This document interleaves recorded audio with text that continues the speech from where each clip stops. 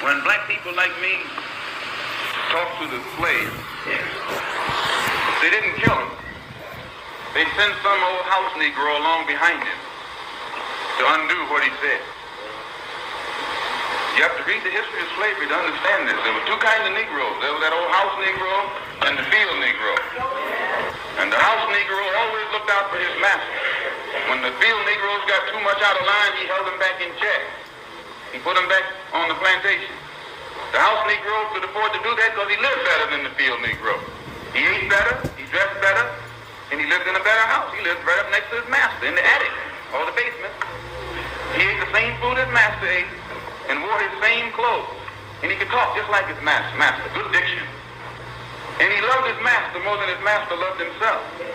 That's why he didn't want his master hurt. If the master got sick, he'd say, "What's the matter, boss? We sick?"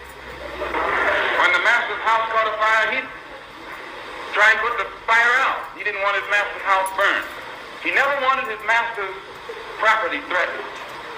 And he was more defensive of it than the master was. That was the house Negro. But then you had some field Negroes who lived in huts, had nothing to lose. They wore the worst kind of clothes, they ate the worst food, and they caught hell. They felt the sting of the lash. They hated their master. Oh, yes, they did. If the master got sick, they prayed that the master died. If the master's house caught a fire, they prayed for a strong wind to come along. This was the difference between the two.